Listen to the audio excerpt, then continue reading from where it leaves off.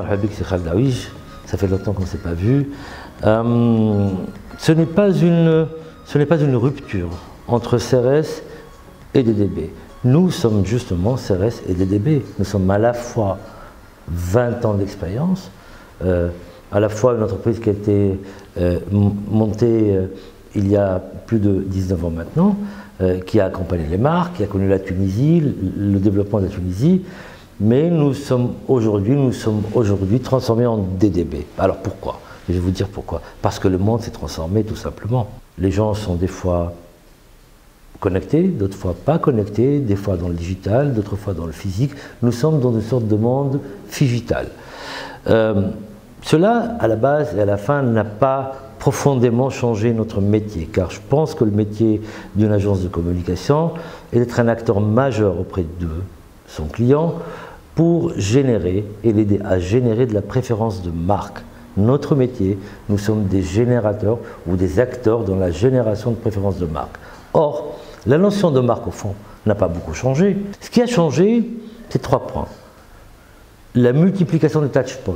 Le consommateur aujourd'hui est connecté, contacté par une fragmentation, une multiplication importante des points de contact avec la marque.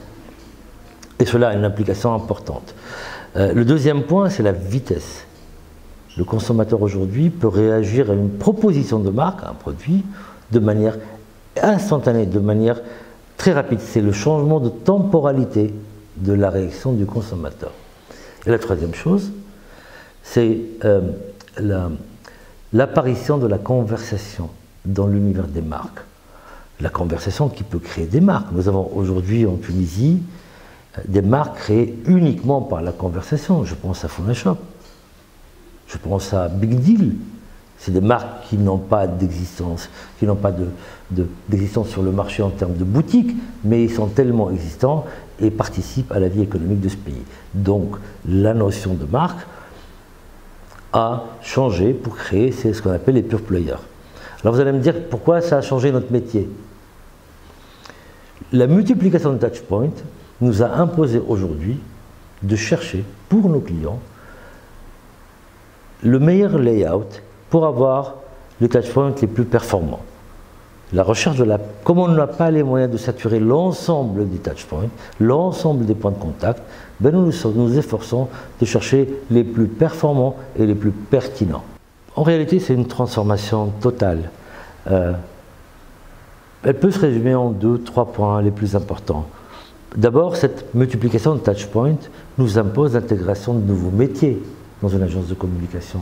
Nous ne pouvons plus aujourd'hui ne pas intégrer un influenceur, du PR, qui était à côté des métiers frères et sœurs de la communication, du marketing. Nous recourons beaucoup plus au consulting. Nous avons besoin de psy pour essayer de générer de l'émotion et donner à nos clients l'avantage émotionnel. Donner à nos clients, à travers le contenu, l'avantage émotionnel du produit. Ça, c'est la première chose. Intégrer de nouvelles compétences et faire en sorte qu'ils travaillent ensemble. Le deuxième point, c'est la levée des barrières entre les départements. Il n'y a plus aujourd'hui de département de créa et de département de médias. Aujourd'hui, tout le monde travaille ensemble. Tous on travaille ensemble. Et parce que le troisième point nous l'impose, parce que dans nos métiers d'aujourd'hui, les délais de livraison sont raccourcis. Nous devons livrer beaucoup plus vite. Le projet DDB Tunisie, il est né avec les premières années de CRS Conseil. C'est Madame Ned et la Karim Esmail qui ont pris le premier contact avec DDB Worldwide. C'était en 86. Donc le projet en lui-même est né, cette relation entre DDB Worldwide et CRS Conseil en Tunisie est une relation qui a commencé il y a longtemps. Elle a évolué en fonction de l'évolution de notre métier. À un moment, nous étions beaucoup plus proches, d'autres fois, nous étions un peu plus loin. Aujourd'hui, nous sommes totalement en phase et alignés. Nous croyons, je crois personnellement, à la méthode DDB. Je crois au process de créativité de DDB. Chez nous, à DDB, il n'y a pas d'invention de la créativité. Il y a une production de la créativité. Une créativité sans des chiffres, c'est de l'art. Nous avons besoin de data chez DDB. Une créativité qui ne résout pas un problème, non pas de communication, non pas de marketing, mais de business. Un autre client n'est pas de la créativité d'agence de com. Ça peut être autre chose, mais cette façon de voir les choses, d'aller au fond des choses, d'aller au-delà du marketing, pour dire que notre créativité devrait être un outil, une force pour le business de nos annonceurs. Le monde entier, DDB dans le monde est l'agence la plus primée de 2018. Nous avons nous avons primé partout, en Europe, dans la région. Notre master agence installée à Dubaï a gagné plusieurs pitchs, je pense à Porsche, mais il y a plein d'autres. Donc DDB est une marque active sur la région MENA et plus encore sur l'Afrique entière.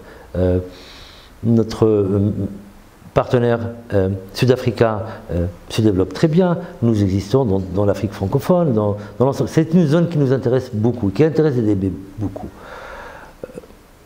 En Tunisie, il n'y a pas eu une grande communication, on va dire, sur les primes de DDB et sur les réussites et les succès de DDB. Mais c'est une marque qui a des budgets extrêmement importants. Par exemple, Volkswagen, par exemple, Henkel. Seulement chez DDB, nous avons cette notion de fidélité, de construisons ensemble, et donc nous gardons, nos clients restent avec nous très longtemps sur des périodes très longues. Nous ne cherchons pas un annonceur Kbir ou Lazril. Pour nous, nous cherchons un annonceur, et ça c'est une culture DDB, c'est un peu la mienne, c'est la mienne. Nous cherchons un annonceur avec lequel nous pouvons construire, avec les échecs, avec des succès, avec de très grands succès, une relation de confiance, durable dans le temps, une proximité qui, seule, est garante de la réussite ou des succès. Nous cherchons donc non pas de grands annonceurs ou de petits annonceurs, nous cherchons des annonceurs avec lesquels on peut travailler ensemble pour construire une relation de confiance.